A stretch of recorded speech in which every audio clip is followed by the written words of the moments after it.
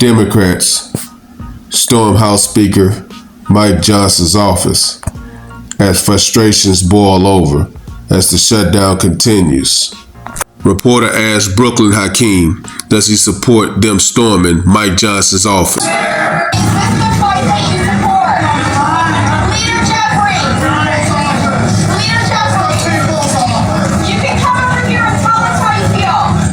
This is why Donald Trump put a sombrero on Brooklyn Hakeem's head. This is exactly why. Unprofessional. House Speaker Mike Johnson was given the reasoning to why the Democrats stormed his office. Take a listen. I do want to point out, though, that when the Democrats rushed your office, it was in support of having Adelita Grijalva, the new congresswoman-elect from Arizona, sworn in. Here's what she said during that melee. Let's just be really clear. If I were a Republican, I would have already been sworn in. And that is not acceptable. They're afraid of me signing and being the 218 signers. The Democrats had the Epstein files before Donald Trump was even in office. Why in the hell did they not release those files? Now they acting like they so concerned about the files. I mean, they acting like, hey, Donald Trump was in there and he was in there abusing young underage women. If he was doing that and he was in there and they had the evidence to do it, why didn't they release it before the election? They have nothing on Donald Trump. This is just a distraction because they don't have nothing to run on. It's frustrating. So she says that you're afraid of her being the 218th signer to the Epstein petition to release the files, that if she were a Republican, you would have sworn her in. What do you say? I say bless her heart. She's a representative-elect. She doesn't know how it works around here. We're going to give her the oath of office as soon as we get back to regular session, as soon as Chuck Schumer and the Democrats vote to reopen the government. We've got a lot to do here. They're the ones holding it up. What Grijalva doesn't understand is that there's a certain tradition and process that we engage in here to administer the oath. My colleague, Representative Julia Letlow from Louisiana, was elected in a special election under very similar circumstances, and Nancy Pelosi was Speaker at the time. She took 25 days to administer the oath to Julia Letlow. Nobody threw a fit. Nobody, engaged in a publicity stunt because Nancy Pelosi was doing that on the legislative calendar. I'm doing exactly the same thing. It has nothing to do with Epstein. That's absurd. It's a moot point. The House Oversight Committee is digging into the Epstein files and releasing the documents almost in real time, 34,000 documents so far. You got some of the biggest bulldogs in Congress, Republicans and Democrats, who are dialed in on that, and that work is going on around the clock, even while Congress is closed, the government is shut down because of Chuck Schumer's antics. The Democrats can't run on crime because they don't care about crime. They can't run on women's rights because they don't care about women's rights. They care about the rights of transgenders. They can't run on keeping the border closed because they let everybody into the borders and they fight ICE agents trying to get illegals out of the country. So now they're trying to run on the Epstein files.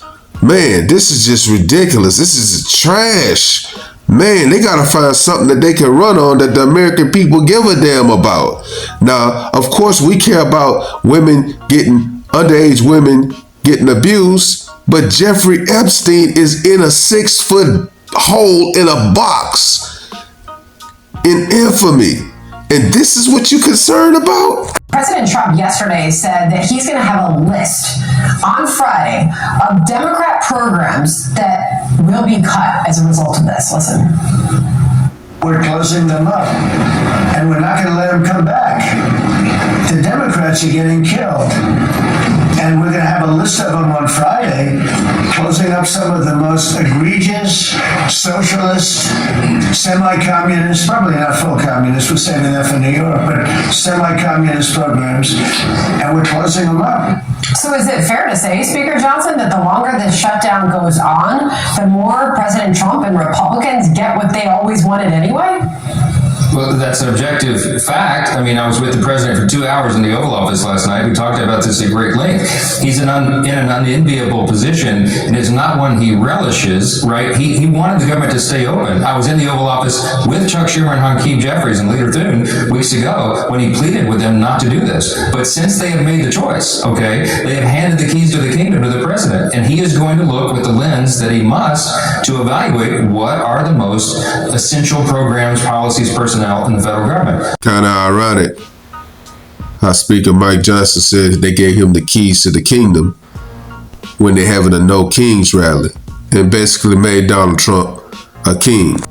Insanity. We're going to look at that as limited government conservatives very differently than, say, a Joe Biden or Kamala Harris would. But that is Chuck Schumer's decision. He is the one that is exacting all of this, and by the way, causing great pain to the American people, paychecks being withheld, services not being provided, and all the essential things that we've talked about. But Mr. Speaker, there is every I think, belief that opportunity to shrink government and cut programs may not go too far, because a federal judge in San Francisco, Susan Ilston, the Clinton appointee, said at the opening the court case this morning that was brought by employee unions, federal government employee unions, that she is inclined to grant a TRO against those what are called RIFs, reductions in force. So is that going to blunt the effort by the White House and the president to cut staff? I don't think so. You lost me at federal judge in San Francisco. Okay, obviously we're not going to get a fair hearing there. It will be appealed, and it will be on a rocket docket, I am sure. The White House is dug in. They will do what is required of them, and that is to triage federal spending, because Chuck Schumer and the Democrats decided to turn it off. We had a press conference this morning, you all saw on your broadcast, where we pointed out, for example, the troops, they would not have been paid today, except that President Trump made heroic measures in the executive branch to help us cover them. Chuck Schumer and the Democrats had already voted to that point 8 times to block the paychecks of troops. And by the way, Capitol Police, who are up here defending them without pay. It is so frustrating and so unnecessary, and they need to stop it. Listen, these people hate Donald Trump so much. They rather let the American people suffer to try to get a win. And in the end, this is not winning. The American people are seeing through this. They got a clean CR. There's nothing in that CR that's trying to be deceiving. They just want you to sign the CR so you can open the government back up. Once you sign the CR and open the government back up, the people will truly see who's telling the truth and who isn't. But you gotta sign the CR so we can find out, are they lying about wanting to work with you guys? But we won't ever see that until you sign the CR and open the government back up. It's obvious that what you're adding into that bill is troubling to Donald Trump. He ran on not taking care of illegals. He ran on getting them the hell out of the country. So he's not going to sign a bill that's going to help take care of illegal migrants. Guys, what are we doing? Let me know what you guys think. Like, comment, subscribe. Follow God, not culture.